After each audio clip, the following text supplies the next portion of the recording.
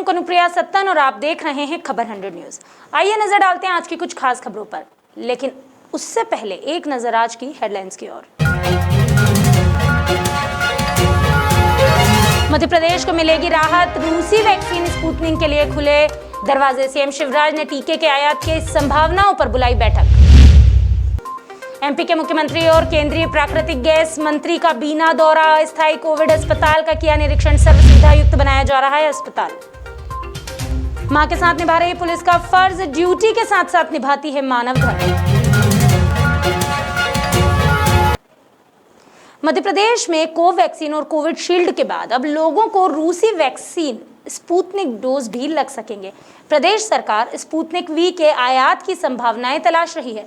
शनिवार को ही core group की बैठक में सीएम शिवराज ने इस सिलसिले में जानकारी दी। सीएम ने कहा कि आने वाले समय में वैक्सीन आयात करने की संभावना पर विचार किया जा रहा है। अनुमान लगाया जा रहा है कि रूस से जून के पहले से स्पुतनिक वैक्सीन मिल सकेगी। गौरतलब है फिलहाल मध्य प्रदेश में 18+ लोगों को वैक्सीन और कोविशील्ड के डोज लगाए जा रहे हैं। इसी के साथ बैठक में शिवराज सिंह चौहान ने कहा कि प्रदेश में हर कोविड मरीज को इलाज के लिए आवश्यकता अनुसार सामान्य ऑक्सीजन और आईसीयू बेड उपलब्ध कराए जाएंगे। इसके लिए हर जिले में बिस्तर बढ़ाए गए हैं। जिले सुनिश्चित करें कि हर कोविड मरीज को उपचार के लिए अस्पताल में बेड मिले। मुख्यमंत्री ने यह भी कहा कि कोरोना को छुपाए नहीं, अगर आपको कोरोना के लक्षण हैं तो इसे जरूर बताएं। उन्होंने कहा कि शुरू में ही दवा मिलने पर यह बीमारी तुरंत ठीक हो जाती है। किल कोरोना अभियान के तहत घर घर सर्वे अभियान भी चलाया जा रहा है। पेट्रोलियम मंत्री आदरणीय धर्मेंद्र प्रधान जी को हृदय से धन्यवाद देता हूं। उनके सहयोग से इस बीना रिफाइनरी में जो हमारे पास ऑक्सीजन उपलब्ध है उस पर आधारित कोविड के अस्पताल का निर्माण तो हो ही रहा है, काम तेजी से चल रहा है और जिस तेजी से काम चल रहा है हमें विश्वास है कि 25 मई को हमारे अस्पताल का एक फेज लगभग 200 बिस्तर का हम मरीजों के उपचार के लिए उपलब्ध करा पाएंगे। प्रसन्नता की बात यह है कि यहाँ की जो ऑक्सीजन थी उसका टेस्ट हो गया और मेडिकली यूज के लिए वो परफेक्ट है, मरीजों के लिए वो बिल्कुल उपयुक्त है। तो ये अस्पताल का हमारा फर्स्ट फेज 25 मई तक उपचार करना प्रारंभ कर देगा मरीजों के लिए और आगे भविष्य की आवश्यकताओं को देखते हुए लगातार हम उसका विस्तार जैसी आवश्यकता होगी वैसा जारी। मध्य प्रदेश के मुख्यमंत्री शिवराज सिंह चौहान और पेट्रोलियम और प्राकृतिक गैस मंत्री भारत प्रधान ने रविवार को सागर जिले के बीना में BORL के निकट नवनिर्मित अस्थायी 1000 बेड के अस्थायी कोविड अस्पताल का निरीक्षण किया। इस संबंध में बैठक ली गई। यह अस्पताल सागर, विदिशा, अशोकनगर और गुना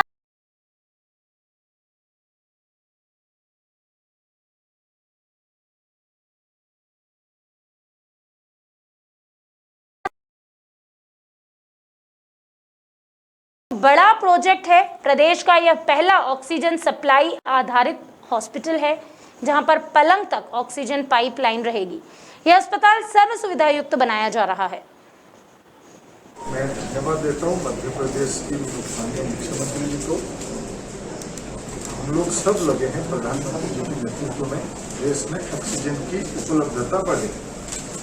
कभी बिना रिफाइनरी की जो गैसियस फॉर्म पे ऑक्सीजन यहाँ इंटरनल यूज के लिए रहती थी, कभी हम लोगों को आवश्यकता नहीं थी उसको मरीजों की काम पे लाने के लिए। लेकिन हमारे देश की डॉक्टर्स और टेक्नोक्रेट दोनों ने मिलकर ये समाधान निकाला कि ये भी संभव हो सकता है, जिसके तहत मध्य प्रदेश शासन और बिना रिफाइनरी दोनों मिलकर 200 बेड के हॉस्पिटल।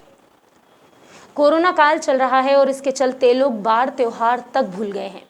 आज है मदर्स डे और मदर्स डे पर आज हम आपको एक ऐसी कहानी बताने जा रहे हैं, या ये कहें कि हम एक ऐसी हकीकत बताने जा रहे हैं जो कहीं ना कहीं सुनकर आपका दिल पिघल जाएगा और आपको गर्व भी महसूस होगा। कहा जाता है कि दुनिया में बच्चे का पहला गुरु माँ है। यही कारण है कि माँ को ईश्वर का दर्जा दिया गया है। हम आपको आज एक ऐसी महिला पुलिसकर्मी की कहानी बताने जा रहे हैं जो न केवल मां का फर्ज निभा रही है बल्कि अपना कर्तव्य भी निभाने में जुटी हुई है। पुलिस का कार्य तो कर ही रही है, साथ ही साथ जनसेवा का भी एक उदाहरण, एक मिसाल पेश कर रही है। राजवाड़ा क्षेत्र में ड्यूटी कर रही एमजी रोड की प्रधान आरक्षक अनीता शर्मा न केवल लीवर की बीमारी से ग्रसित अपने बच्चे का पालन पोषण कर रही है बल्कि अपना पुलिसिंग कार्य भी निभा रही है और इस भीषण गर्मी में पुलिस कर्मियों, नगर निगम कर्मियों की मदद करने में भी जुटी है। दरअसल शर्मा के बेटे को लीवर की बीमारी है जिसके कारण उन्होंने 180 दिन का अवकाश लिया था, लेकिन जैसे ही जनता कर्फ्यू लगा तो उन्होंने अपनी छुट्टियां रद्द कर दी और वो वापस लौट आई ड्यूटी पर। शर्मा बताती है कि ड्यूटी रद्द न करवाने के लिए थाना प्रभारी और परिवार की ओर से भी काफी समझाइश दी गई, लेकिन उन्होंने अपना कर्तव्य पूरा करना ही इस वक्त उचित समझा। शर्मा अब ड्यूटी के दौरान पुलिसकर्मियों और अन्य सरकारी विभाग के कर्मचारियों को कैरीपना बांटती हैं। दरअसल इस भीषण गर्मी और कोरोना के संकट में कैरीपना बांटकर वो दूसरों के लिए जनसेवा ही कर रही है।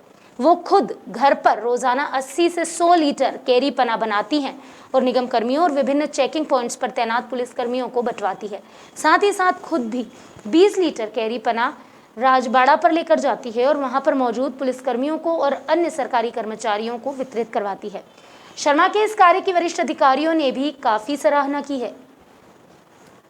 और मैं अभी सेवा कार्य कर रही हूँ अपनी ड्यूटी के साथ साथ, क्योंकि जब गर्मी में हम लोग ड्यूटी करते हैं तो मुझे ऐसा महसूस हुआ कि कुछ ऐसी राहत भरी चीज़ अपन क्या दे सकते हैं सभी को कि उससे अच्छा लगे उनको।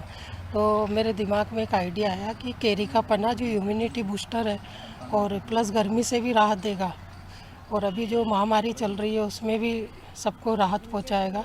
तो केरी का पन्ना में घर से बनाकर 80 से 100 लीटर समथिंग रोज़ ऑटो से भी पूरे जो पॉइंट वगैरह हैं उन पर बंटवाते हैं। हाँ, ये सही है। हमारे यहाँ एक प्रधान आरक्षक है जो उसका नाम है अनीता शर्मा, महिला प्रधान आरक्षक अनीता शर्मा। वो हमारे यहाँ ऊर्जा महिला डेस्क में प्रभारी है अभी। वो करीब लंबी छुट्टी गई हुई थी, 2-3 महीने की छुट्टी पे थी। उसके बच्चे की तबीयत गड़बड़ थी, परेशान थी उससे। वो बीच में ही वो छुट्टी छोड़ के आ गई है और उसके द्वारा अच्छा काम कर रही है। अभी वो ड्यूटी भी अच्छी कर रही है।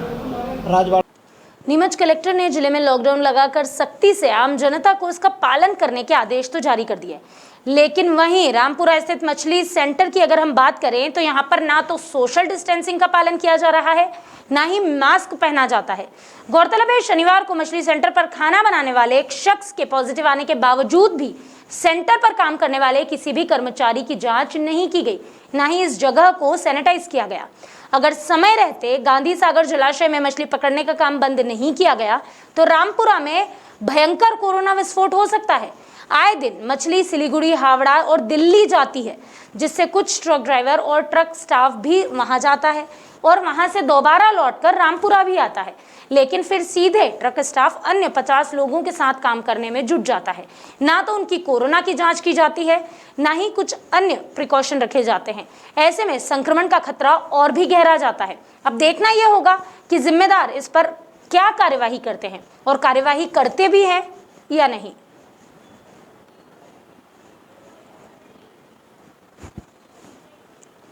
इंदौर निगमायुक्त प्रतिभा पाल को कांग्रेस कमेटी ने शहर में गरीब परिवारों को राशन वितरण कर, जल कर, भूमि कर सहित स्वच्छता कर में छूट देने को लेकर एक ज्ञापन सौंपा। ज्ञापन देने पहुंचे विधायक सज्जन सिंह वर्मा ने राशन किट में बीजेपी की पर्ची डालने पर आपराधिक प्रकरण दर्ज करने की भी मांग कर डाली। प्रदेश में जनता कर्फ्यू लगाया गया है, जिसके चलते सभी व्यापार व्यवसाय बंद है। आम जनजीवन में आर्थिक स्थिति बिगड़ी हुई है। रोजाना कमाकर अपना जीवन यापन करने वाले लोगों के लिए इस वक्त एक बहुत ही मुश्किल का समय है। कांग्रेस के विधायक सज्जन सिंह वर्मा, संजय शुक्ला, विशाल पटेल सहित कांग्रेस के पूर्व पार्षदों ने प्रतिभा पाल को एक ज्ञापन सौंपा और कहा कि जो लोग रोज कमाकर खाते हैं उन्हें आसानी से राशन शासन द्वारा उपलब्ध कराया जाना चाहिए। जिनके पास पात्रता प्राप्त पत्र नहीं है उन्हें भी राशन मुहैया कराया जाना अति आवश्यक है। ये थी कि शहर भर में हमारे कांग्रेस के विधायक, कांग्रेस अध्यक्ष, हमारे लीडर अपोजिशन, ये सारे लोग रोज घूमते हैं। जो सबसे बड़ी समस्या आ रही है शहर में, उन गरीब बस्तियों में, उस मजदूर वर्ग में जो एक टाइम कुआं खोदते और एक टाइम पानी पीते हैं, उनकी दशा सबसे खराब है। अनाज का वितरण आज तक उनको नहीं हो पाया, जबकि कोरोना का पीक टाइम चल रहा है और लॉकडाउन लंबे समय से शहर में है। तो उन लोगों को ना घर से निकलने की परमिशन है, ना उनके पास पैसा है कि वो भंडारण कर सके अनाज का। वहीं सज्जन सिंह वर्मा ने भारतीय जनता पार्टी पर आरोप लगाया कि उनके द्वारा पिछली बार भी इस तरह राशन की पोटलियों में बीजेपी का चिन्ह यानी कि पर्ची का उपयोग किया गया था, लेकिन इस बार ऐसा नहीं किया जाना चाहिए क्योंकि राशन किसी बीजेपी के नेता के घर से नहीं बांट रही है, बल्कि सरकार यानी कि जनता के पैसे से ही खरीदा हुआ राशन है। तो शहर में गर्मी के चलते जल वितरण को लेकर भी उन्होंने बीजेपी पर अपने लोगों को पानी वितरण करने का आरोप लगाया। उन्होंने कहा कि बीजेपी सिर्फ अपने लोगों को ही जल वितरण कर रही है। खैर, देखना यह होगा कि आने वाले दिनों में शहर में आम जनता को नगर निगम कितनी राहत पहुंचा पाती है। कोरोना के काल में ये देखने में आया था कि भारतीय जनता पार्टी अपनी बपोती समझती है। उन्होंने जब ये राशन का वितरण हो रहा था, उस समय भारतीय जनता पार्टी की पर्ची डाल देते थे, चिपका देते थे, जैसे कि इनके पिताजी दे रहा हूँ। तो वह हमने कहा कि इस पर नज़र रखिए, आपराधिक प्रकरण बनाइए। यदि भारतीय जनता पार्टी का आदमी उसमें पर्ची डालता है उस राशन के किट में, तो उस पर आपराधिक मुकदमा दर्ज होना चाहिए। और दूसरा, हमने ये कहा कि आप हमारे कांग्रेस के डेलीगेशन जो हमारे एमएलए अध्यक्ष सब आए हैं, हमने कहा कि 2 महीने का जल कर माफ़ करना चाहिए, 2 महीने संपत्ति कर का कटौती करना चाहिए, स्वच्छता कर में कटौती करना चाहिए। जिला प्रशासन और भोपाल स्मार्ट सिटी मिलकर होम क्वारंटाइन कोविड-19 मरीजों के लिए ऑनलाइन योग की सुविधा शुरू की जा रही है। इसके शुभारंभ अवसर पर भोपाल कलेक्टर अविनाश लवानिया ने जानकारी साझा की। उन्होंने बताया कि योग से शारीरिक, मानसिक रूप से, आध्यात्मिक रूप से सभी को शांति मिलती है और योग स्ट्रेंथ भी देता है। इसी उद्देश्य के साथ भोपाल स्मार्ट सिटी के माध्यम से हमने योग की क्लासेस शुरू की है, जो रोज़ सुबह चलाई जाएगी। हमारी कोचेज योग में PhD है। हमारा उद्देश्य है कि जो लोग होम आइसोलेशन में हैं, योग के माध्यम से उनकी शारीरिक और मानसिक स्थिति को दिन ब दिन बेहतर बनाया जा सके। साथ ही उन्होंने एक फ्री वेब लिंक के माध्यम से इस पर जानकारी, उन्होंने कहा कि एक फ्री वेब लिंक के माध्यम से कोई भी इसे ज्वाइन कर सकता है। और अविनाश लवानिया ने कोरोना की तीसरी लहर की आशंका को लेकर भी बात की। उन्होंने कहा कि हमने सभी तैयारियां पूरी कर ली है, चाहे ऑक्सीजन की आपूर्ति सुनिश्चित करना हो या बिस्तर की संख्या बढ़ाना, हम सभी स्तर पर काम कर रहे हैं। देखिए, योग अल्टीमेटली शारीरिक, मानसिक एवं आध्यात्मिक रूप से व्यक्तियों को, सभी को बहुत शांति भी देता है, स्ट्रेंथ भी देता है। इसी उद्देश्य के साथ भोपाल स्मार्ट सिटी के माध्यम से हम लोगों ने योगा की ये क्लासेस शुरू की हैं, जो प्रतिदिन सुबह चलाई जाती हैं। इसमें हमारी जो कोचेज़ हैं वो योगा में PhD हैं और हमारा उद्देश्य ये है कि हमारे जितने भी पेशेंट्स होम आइसोलेशन में हैं, उन सभी को हम लोग योग के माध्यम से उनकी जो स्थिति है, चाहे वो शारीरिक स्थिति की बात करें, मानसिक या आध्यात्मिक स्थिति की बात करें, उसको दिन ब दिन बेहतर बना सकें। एक फ्री वेब लिंक के माध्यम से ये जो योगा के लेसन्स हैं वो कोई भी ज्वाइन कर सकता है और यदि आपके पास इंटरनेट कनेक्शन है तो उसके माध्यम से आप इसमें सम्मिलित हो सकते हैं। ये सभी के लिए उपलब्ध है। अभी जो देखने में आ रहा है, प्रतिदिन लगभग 200 लोग हमारे साथ रोज़ इसमें जुड़ते हैं। हम लोग जो होम आइसोलेशन की कॉलिंग करते हैं उसमें भी उन लोगों को बताते हैं कि वो लोग इसके माध्यम से योग सीख सकते हैं, कर सकते हैं, जिससे कि कोरोना के समय में उनकी जो स्थिति है वो दिन ब दिन बेहतर हो सके। इस वाले ना उसको मेरे को वो देना। जैसा कि आपने देखा कि 200 लोग हैं आज की डेट में जो इससे फायदा उठा रहे हैं एंड आगे आने वाले दिनों में ये संख्या। गर्मी के दिनों में जंगली जीवों को पानी की भारी किल्लत उठानी पड़ती है। जंगली जीव रहवासी क्षेत्रों की ओर पानी की तलाश में पहुंच जाते हैं। धार जिले के गंधवानी ग्राम मल्हेरा में पानी की तलाश में एक नन्हा मादा शावक कुएं में गिर गया। बड़ी मुश्किल से रेस्क्यू कर उसे बाहर निकाला गया। गांव के किसान रूप सिंह के खेत पर बने कुएं में एक शावक गिर गया। किसान ने शावक को देखकर गंधवानी तहसीलदार सुनील करवरे और वन विभाग को मामले के बारे में जानकारी दी। सूचना मिलने पर तहसीलदार सुनील करवरे अपनी टीम के साथ घटनास्थल पर तुरंत पहुंच गए और रेस्क्यू ऑपरेशन शुरू किया गया। कड़ी मशक्कतों के बाद प्रशासनिक अमले को सफलता मिली। बाग रेंज के संतोष चौहान ने बताया कि ग्रामीणों की सूचना पर टीम ने मौके पर पहुंचकर रेस्क्यू किया। वरिष्ठ अधिकारियों के निर्देश पर आगे इसको जंगल में छोड़ा जाएगा। उन्होंने बताया कि यह एक मादा तेंदुए का शावक है। हालांकि वन अमले ने सूचना मिलने के बाद भी आने में काफी देर की। आपको बता दें, उक्त घटना स्थल पर पहले आने की जवाबदारी बाघ वन परिक्षेत्र संतोष चौहान की थी, लेकिन अपने गैर जिम्मेदाराना रवैये के चलते ऐसा हुआ नहीं। गौरतलब है, अपने इसी रवैये के चलते वो आम जनता के बीच बेहद चर्चित हैं। संतोष चौहान पर पहले भी पेड़ों की कटाई का एक मामला दर्ज किया गया था, जिसमें गाड़ी को पुलिस ने बिना कार्यवाही किए ऐसे ही जाने दिया। लेकिन बाद में जब ये मामला मीडिया की सुर्खियों में छाया तो उक्त गाड़ी को दोबारा बुलाकर उस पर कार्यवाही की गई और अपने कर्तव्यों की इत्तिश्री भी कर ली गई। इन तमाम बातों से आप ये अंदाज़ा तो लगा ही सकते हैं कि अपने कर्तव्य पथ पर किस तरीके से अपनी जिम्मेदारी निभा रहे हैं। आज एक नन्हा शावक कुएं में जा गिरा, तब भी उनका यही गैर जिम्मेदाराना रवैया था जिसके चलते वो 1.5 घंटे बाद मौके पर पहुंचे।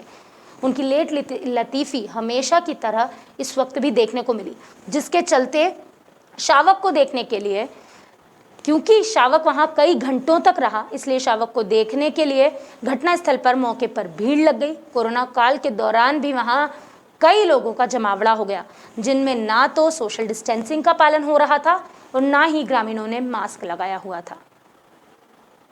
सर, गंधवानी के ग्राम मलेरा में तेंदुए का रेस्क्यू किया गया। सर, कहां से पकड़ा और कितनी उम्र है और कहां छोड़ा जाएगा?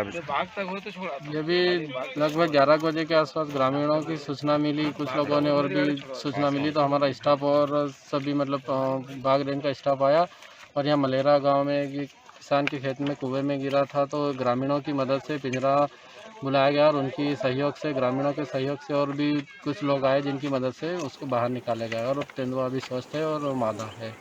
अच्छा सर, इसे कहाँ छोड़ा जाएगा? जो भी वरिष्ठ अधिकारी निर्देश देंगे उनके निर्देश। रतलाम जिले के नवागत कलेक्टर कुमार पुरुषोत्तम ने रविवार को रतलाम पहुंचकर कार्य संभाला। इसके बाद उन्होंने कोरोना को लेकर रतलाम शहर और जिले की स्थिति के बारे में जायजा भी लिया और अधिकारियों के साथ बैठक कर कोरोना नियंत्रण के लिए आवश्यक निर्देश भी दिए। नवागत कलेक्टर कुमार पुरुषोत्तम रविवार दोपहर करीब 1:30 बजे कलेक्ट्रेट पहुंचे, जहां एसपी गौरव तिवारी, एडीएम जमुना भीड़ और अन्य अधिकारी मौजूद थे। कलेक्टर ने एसपी गौरव तिवारी के साथ चर्चा की। उसके बाद कलेक्ट्रेट सभा कक्ष में अधिकारियों की बैठक भी ली। कलेक्टर कुमार पुरुषोत्तम ने बैठक में साफ कहा कि मेरा काम आज से शुरू होता है, इसके पहले किसने क्या किया, अच्छा किया, बुरा किया, इसमें मुझे कोई भी रुचि नहीं है। उन्होंने अधिकारियों से स्पष्ट रूप से कहा कि मैं साफ बोलता हूं, यदि मैंने कुछ कहा है तो वो मेरी जिम्मेदारी है। आप भी बेझिझक कह सकते हैं कि कलेक्टर ने ऐसा कहा है, इसमें कोई संकोच की बात नहीं है। आपको काम करना है, भलाई या बुराई मेरे जिम्मे रहेगी।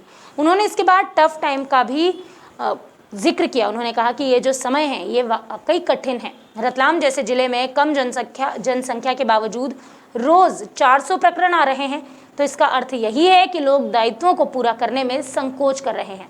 रतलाम को कोरोना की वर्तमान परिस्थिति में बाहर निकालना ही होगा। इसके लिए हर आदमी का सुझाव और सहयोग बेहद जरूरी है।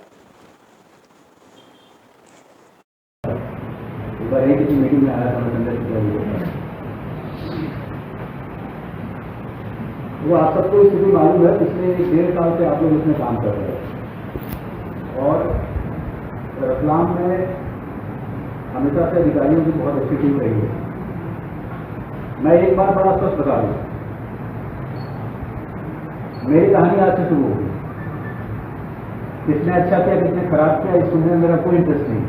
मैं आपको बहुत ही स्पष्ट बता देता हूँ। हर आदमी किस परिस्थिति में काम करता है, हम आज बैठ के जज नहीं करते, इसलिए मेरे पास ये कहानी अब नहीं आएगी। उनके टाइम में ऐसा था, ये ऐसा हुआ था, ऐसा हुआ था। आप सुझाव दे सकते हो, अपनी बात कर सकते हो, मुझे वो सुनने में इंटरेस्ट नहीं है। मैं इसलिए बताया कि कई बार ये होता है जिलों में आने से मैं बात थोड़ा बोलने में मैं उफट होती, पहले क्लियर कर दूँ। मुझे ये कहानी अब नहीं सुनी। रविवार को तहसीलदार अजमेर सिंह गोड़, कार्यपालन अधिकारी तीजा पवार ने बदनावर के ग्राम तिलगारा, बोरदा, बोरदी और रूपाखेड़ा का दौरा किया। इस दौरान तहसीलदार गोड़ खुद हाथों में लठ लेकर बेवजह घूमने वालों और मास्क न लगाने वालों को खदेड़ रहे थे। साथ ही कोरोना कर्फ्यू का उल्लंघन कर किराना की दुकान खोलने वालों के चालान भी बनाए गए और उन्हें उन दुकानों को सील भी किया गया। तहसीलदार गोड़ ने ग्रामीणों को समझाइश देते हुए कहा कि आप घरों में रहो, सुरक्षित रहो, आवश्यकता पड़ने पर ही घर से बाहर निकलो। वहीं दुकानदारों को उन्होंने फटकार लगाते हुए कहा कि जिनके घरों में मौतें हुई हैं उनसे पूछो कि कोरोना के बाद उनके घरों में क्या बीत रही है। अधिकारियों ने तिलगारा में 2 दुकान को सील किया, उनका चालान काटा और कुल मिलाकर 7,000 का राजस्व भी वसूला।